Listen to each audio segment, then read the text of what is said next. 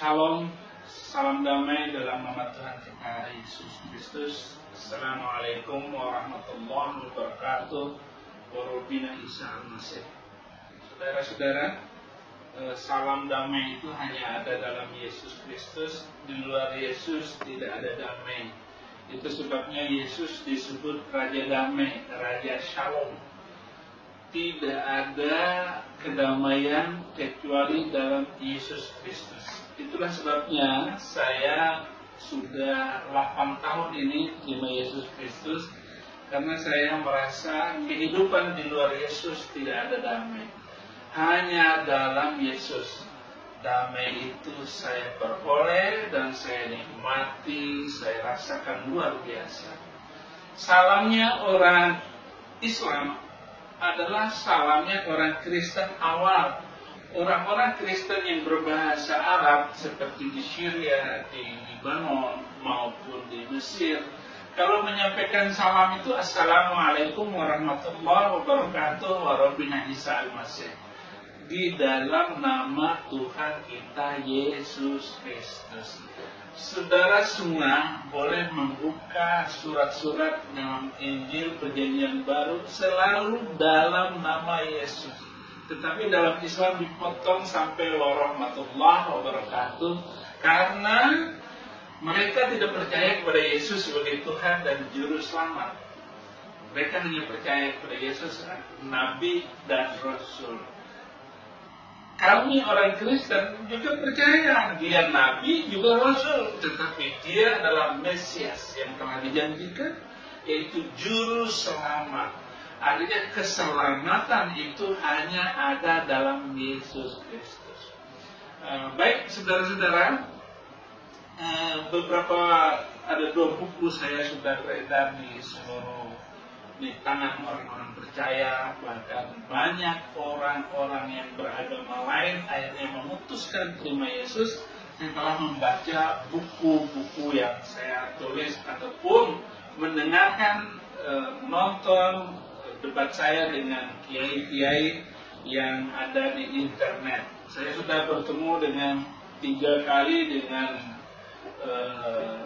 Pak Ustadz Insan Mupuginta dengan teman-temannya. Mereka berdebat dengan saya, walaupun sebelumnya saya sudah menyadari bahwa saya tidak mau berdebat. Tetapi sebelum debat saya sudah minta kepada Tuhan, saya puasa 3 hari 3 malam di puncak supaya Tuhan menguatkan saya. Saya berdoa, Tuhan, hambamu gak pandai ngomong, hambamu gak pandai berbicara. Debat besok engkau yang berbicara, hambamu diam saja. Akhirnya saya berdebat dengan Insan Mupuginta, dan saya katakan kepada beliau, Bapak boleh debat dengan siapa saja, dengan pendeta mana saja, tetapi jangan berdebat dengan saya. Kalau Bapak berdebat dengan saya, Bapak akan ketemu batunya. Bapak berdebat dengan orang yang tidak mengenal Al-Quran. Bapak berdebat dengan pendeta-pendeta yang tidak memahami ajaran Islam. Tetapi setelah saya pindah menjadi orang Kristen, pindah dari Islam kepada Kristen, baru saya mengerti bahwa ternyata apa yang didengung-dengungkan oleh Islam, bahwa Muhammad adalah utusan Allah, Muhammad adalah Nabi Allah seperti nabi-nabi terdahulu, nabi-nabi sebelum Muhammad, yaitu nabi-nabi Bani Israel. Ternyata tidak saya temukan ayat-ayat yang merujuk kepada bahwa Muhammad adalah utusan Allah seperti nabi-nabi Bani Israel.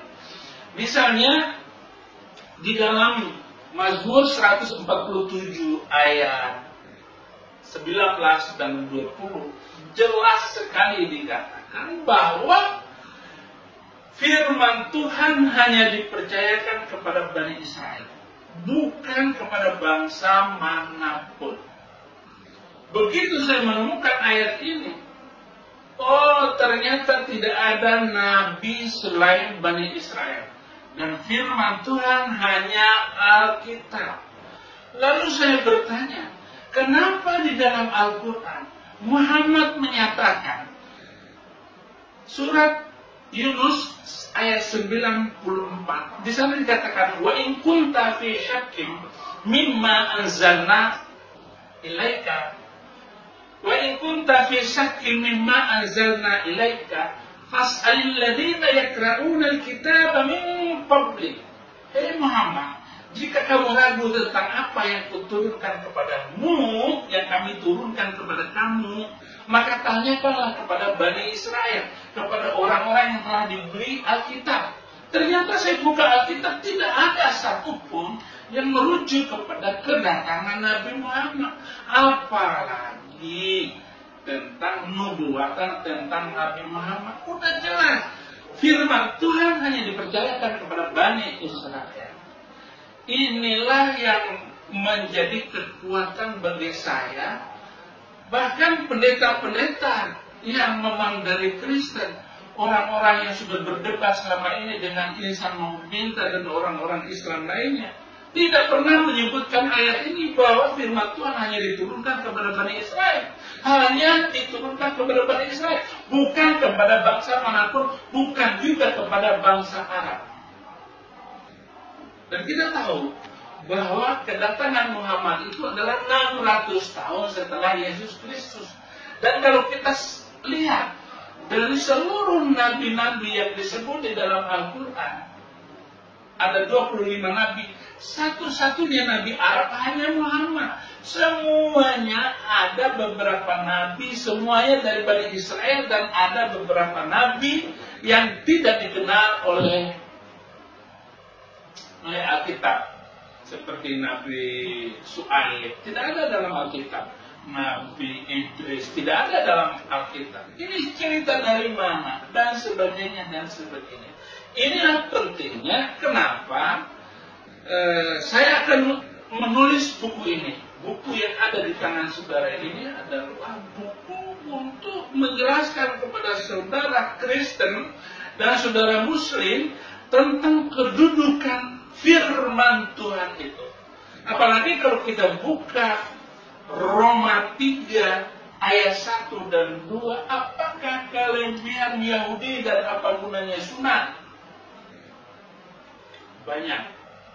Pertama-tama firman Tuhan itu hanya dipercayakan kepada Bani Israel, kepada Yahudi, bukan kepada bangsa manapun.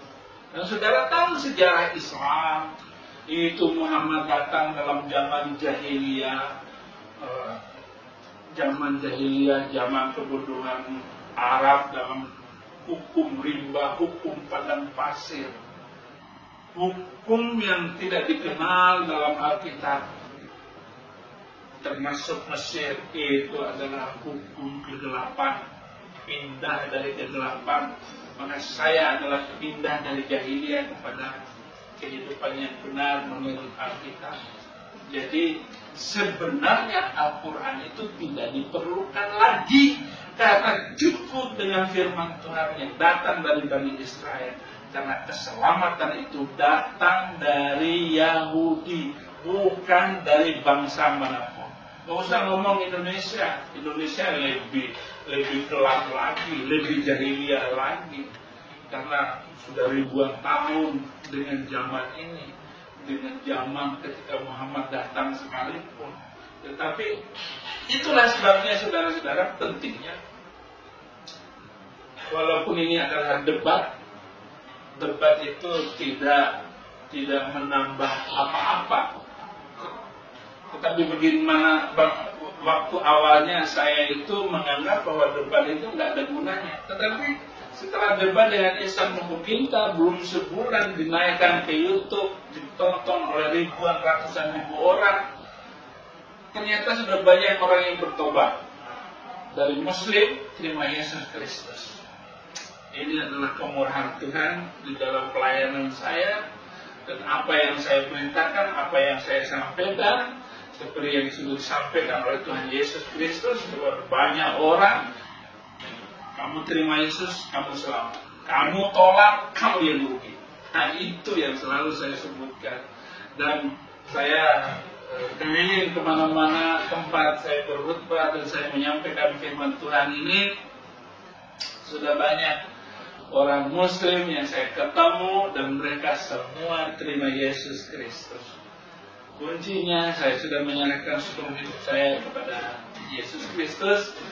Saya menulis dalam buku saya, kesaksian saya sanggup berkorban dengan jiwa, raga, dan nyawa saya, serta apapun yang ada pada saya bagi kemuliaan Tuhan Yesus Kristus. Itulah yang saya lakukan, saudara-saudara, dan saya buktikan, saya selaraskan dengan apa yang menjadi visi misi saya, sesuaikan dengan kitab suci Injil keselamatan Yesus Kristus. Terima kasih Tuhan. Terima kasih. Selamat menikmati dan membaca buku-buku yang saya tulis dan kaset-kaset debat yang saya sampaikan kepada saudara-saudara. Tuhan Yesus memberkati. Ya, kita berikan kesempatan kepada Bapak Saifuddin Ibrahim. Saya juga agak silakan. Kita sambut Bapak Saifuddin Ibrahim. Silakan ya. Waktunya 15 menit dari Bapak. Assalamualaikum warahmatullahi wabarakatuh. In the name of Christ. Jadi salam damai itu hanya dalam Yesus. Di luar Yesus tidak ada damai. Suami istri aja berantem, anak dengan bapak bunuh-bunuhan. Tetapi dalam Yesus sumber segala damai. Maka Yesus disebut Raja Damai, Raja Shalom. Amin. Itu kalau boleh diundang untuk jadi pembicara dalam kesempatan ini. Ini sudah berabad-abad umat Muslim dan Kristen,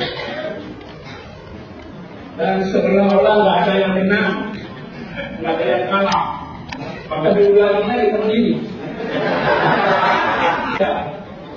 Saya dari Muslim 41 tahun hidup sebagai orang Islam. Saya mengerti Quran, saya belajar di seluruh dunia, semua agama saya pelajari. Surat Al-Fatih ayat 6. Wa idza qala Isa ibn Maryam ya bani Israil inni rasulullah ilaikum musaddiqan lima bayna yadayya min at-taurat wa mubashshiran bi rasulin ya'ti min ba'di ismihi Ahmad. Ingatlah ketika Yesus Kristus Isa Al-Masih berkata kepada kaumnya, hai Bani Israel, aku adalah utusan Allah kepada kamu, membenarkan Taurat. Dan saya memberitakan kamu tidak akan datangnya Nabi setelah aku namanya Ahmad. Dan tentu saya cari sendiri. Yang Kristen juga cari sendiri. Saya ketemu Al-Quran setelah saya jadi Kristen, saya buka Injil, tidak ada satu ayat pun Yesus ngomong seperti itu.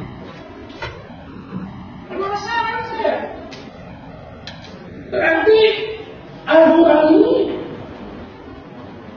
membingungkan saya. Termasuk saya banyak belajar. Apakah Muhammad itu Nabi? Ketika orang-orang Nasrani yang Kristen bertanya kepada Muhammad, kalau kamu Nabi, tunjukkan saya dong bukti kalau kamu Nabi, sebuah mukjizat. Tetapi ada 5 ayat dalam Al-Quran mengatakan, ya tentang mukjizat itu katakanlah dari Allah. Dan saya termasuk orang-orang yang menunggu seperti kami baca 5 ayat dalam Al-Quran, Muhammad tidak punya mukjizat. Kalau dalam Al-Quran yang tidak ada di dalam Injil, Yesus membuat burung dari tanah liat ditiup terbang. Muhammad saya minta satu lalat dibikin tepat. Enggak ada ayat satu pun dalam Al-Quran. Sebenarnya bukan itu berbicara saya. Saya hanya meminta supaya ada mukjizat. Tidak ada bukti. Ketika orang-orang Nasrani bertanya, ya saluna kami dulu, orang yang Yahudi dan Nasrani bertanya tentang roh. Muhammad berkata, kulir roh min amri roh. Roh itu utusan Allah. Setelah saya baca ini, ternyata bukan bertanya tentang esensi roh, tetapi hidup dalam roh. Bagaimana orang itu hidup dalam manusia itu jasmani dan rohani. Hidup dalam roh itu bukan berarti harus sujud sampai di kita. Bukan. Allah membagi dengan roh dan Tuhan. Mau pakai apa saja, kerajaan pun sekali bukan apa-apa. Di dalam Islam kita sudah wudhu, sentuh tangan dengan perempuan batal wudhunya. Itu bukan roh. Apakah kulit wanita itu? Kulit wanita itu bangkai. Sehingga kalau ini salah, harus betul-betul. Oke, saya lanjutkan. Ini kan hanya preambul pernyataan panas semua. Dari pagi saya panasan Pak. Karena guru saya ini sama Gita itu panas dengan beliau itu. Dan tadi saya sudah ada dia pancong. Kalau kita pancong, karena pancong ini akan membuktikan kita menang di lubang nanti.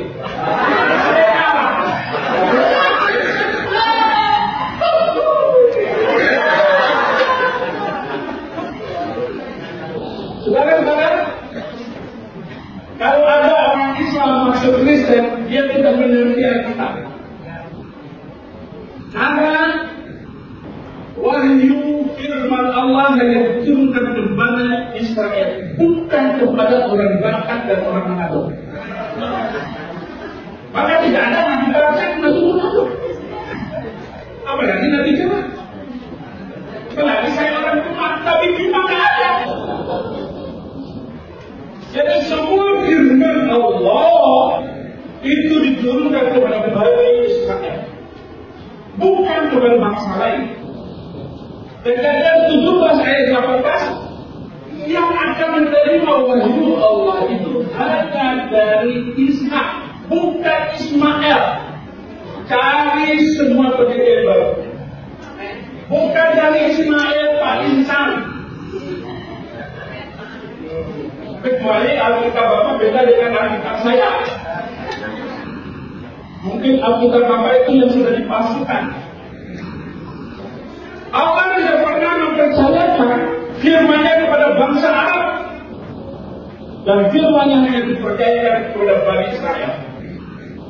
Mazmur 147 ayat 19-20, ia memberitakan firman-Nya kepada Yakub, ketetapan ketetapannya kepada hukum-hukumnya kepada Israel. Ia tidak berbuat demikian kepada segala bangsa, dan hukum-hukumnya tidak mereka kenal. Haleluya. Bangsa Arab, bangsa Mesir, bangsa tidak mengenal hukum penciptaan yang kedua. Berhidup dalam kegelapan. Ini haleluya di sini bukan puji Tuhan, tapi titik. Tidak ada hubungan lagi. Tidak ada begitu maksudnya hari ini. Quran surat Al-Maidah ayat 20. Ini kita ikut-ikut ya, Quran benar atau enggaknya. Karena masa antara Alkitab dengan Al-Quran 600 tahun muncul Quran. Nah, Al-Quran mau mencoba menerangkan, mencari kebenaran dari perjanjian lama dan perjanjian baru. Mau mencari bukti. Wa in kunta fi syakkin mimma anzalna ilaika. Kalau kamu ragu wahai Muhammad tentang apa yang diturunkan kepada kamu, baca, tanyakan kepada orang ahli kitab. Yang benar. Debat ini adalah kalian bertanya, saya jawab. Tapi kalau ada hanya begitu, apalagi pengikutnya. Ini bahaya ini. Dulu ada yang tidak. Oh, ini temanya. Ini pas temanya. Dan ketika Musa berkata kepada kaumnya, hai kaumku, ingatlah nikmat Allah yang diberikan kepadamu, apa yang belum pernah diberikannya kepada seorang pun di antara umat-umat yang lain. Jadi firman Tuhan tidak pernah diberikan kepada bangsa manapun. Next, apakah kelebihan Israel? Roma 3 ayat 1, jika diberikan akan kelebihan orang Yahudi, dan apakah hubungannya sunat? Banyak, termasuk Anas Urbanio sunatan. Kita harus gabung di atas Monas. Tentang masalah sunat pokok ujungnya itu mental kita yang harus diperbaiki. Roma 3 ayat 20 ayat 2, banyak sekali kita yang sudah dengar bersama-sama, sebab kepada mereka lagi dipercayakan firman Tuhan. Jadi wahyu Allah hanya diberikan kepada Bani Israel, bukan kepada bangsa manapun. Yang menyarankan saya, kenapa ada Al-Quran? Padahal Muhammad mereka masih berbuka untuk Al-Quran, kembali bukan Al-Quran. Quran surat 45 ayat 14, dan sesungguhnya telah kami berikan kepada Bani Israel Al-Kitab, kekuasaan. Jadi orang Israel kalau negaranya satu begitu ditakutin oleh seluruh dunia. Tapi takdirnya itu bangsa itu. Tapi keras kepala yang seperti kurang ajarnya bangsa.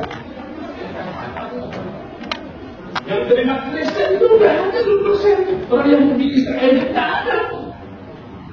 Tapi orang Islam selalu mengkaitkan orang Kristen tidak ikut imbasnya, termasuk gereja yang boleh bangun.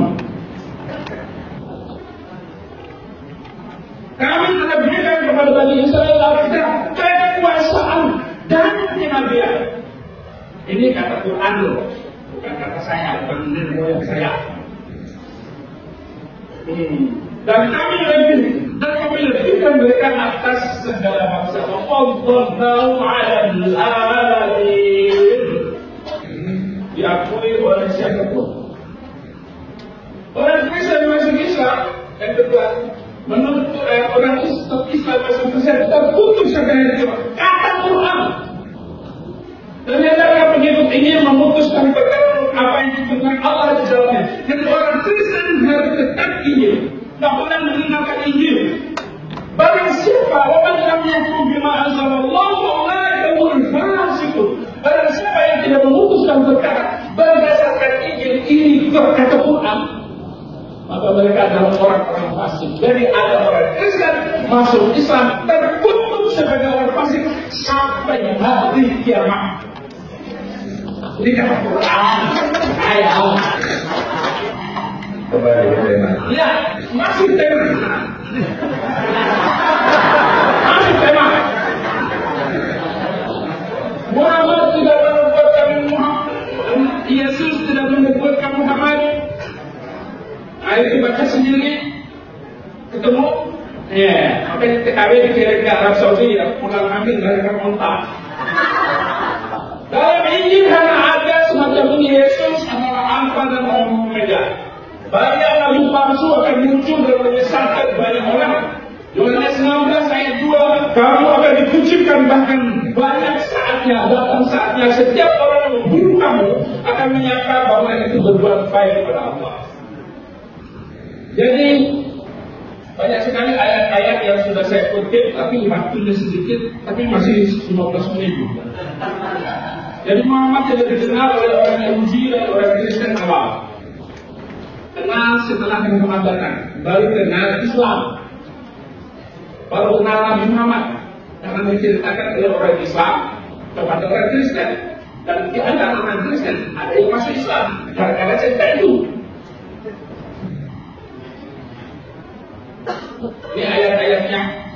Mencari lagi yang lain.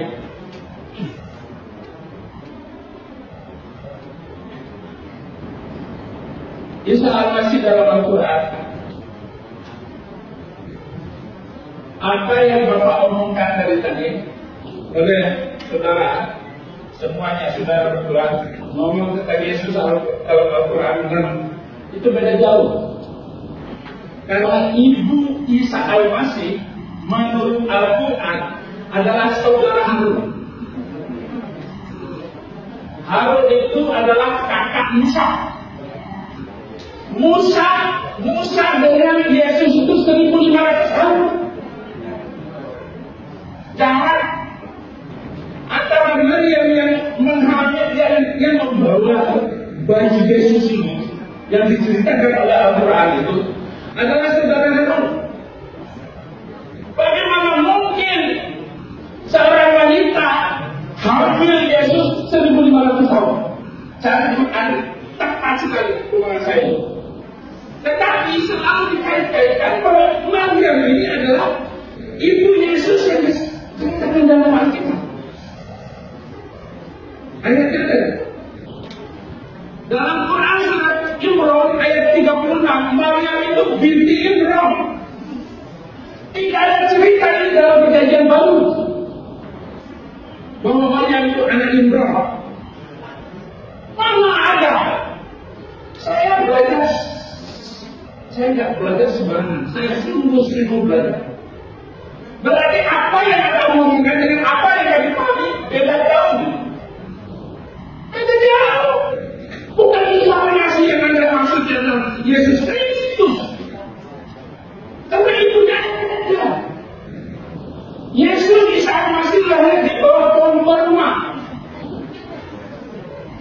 Sekarang saya tanya kepada orang Kristen, Yesus lahir di mana?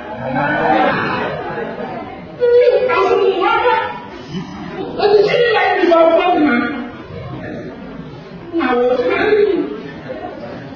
Jadi kapan kita selesai? Waktu habis. Masih kan? Habis.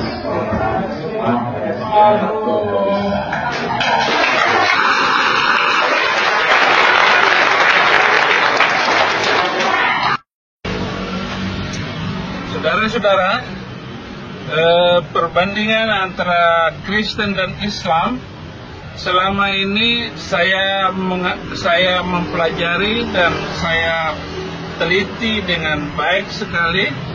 Jauh antara langit dan bumi. Islam mengajarkan kekerasan, boleh membunuh manusia lain karena perbedaan keyakinan, dan satu-satunya agama di dunia ini yang boleh berperang hanya Islam. Waqtuluhum haitsu taqiftumuhum wakhrujuhum min haitsu akhrajakum. Bunuhlah mereka di mana saja kamu jumpai mereka. Di ayat yang lain surat At-Taubah ayat 29, qatilul ladzina la yu'minuna billahi wa bil yaumil akhir. Bunuhlah mereka yang tidak beriman kepada Allah dan Rasul. Mereka tidak beriman kepada hari kemudian. Mereka tidak beragama dengan agama Islam, tidak mengharapkan apa yang diharamkan oleh Allah dan Rasul, yaitu mereka yang diberi Alkitab. Ayat ini jelas sekali menyuruh membunuh manusia yang telah diberi Alkitab, yaitu orang Yahudi dan orang Kristen. Maka itu sebabnya di negara-negara mayoritas Muslim, gereja saja susah dibangun. Kenapa? Karena ajaran yang begitu mengerikan tidak ada. Sementara Yesus mengajarkan begini, Matius 5 ayat 44, kasihilah musuhmu dan berdoalah untuk orang yang menganiaya kamu. Di satu sisi boleh membunuh manusia lain karena perbedaan keyakinan, tetapi Yesus mengajar kasihlah musuhmu dan berdoalah untuk orang yang menganiaya kamu. Ini luar biasa, saudara-saudara.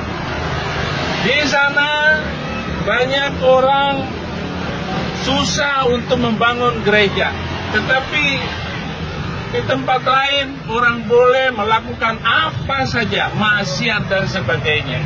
Maksiat diberi tetapi orang beribadah kepada Tuhan dilarang. Itu perbedaan-perbedaan. Apalagi di dalam Alkitab dengan Al-Quran itu beda jauh sekali. Misalnya Ibu Yesus Kristus dalam Al-Quran itu adalah Maryam, saudara Harun, kakaknya Musa. Bagaimana mungkin Al-Quran mengatakan seperti itu? Tidak ada cerita di dalam Alkitab bahwa Maryam, ibu Yesus adalah saudara Harun, anak dari turunan Imron. Tidak ada. Maryam tidak punya saudara laki-laki. Tidak ada. Inilah sebabnya saya katakan bahwa Al-Quran itu bukan firman Tuhan.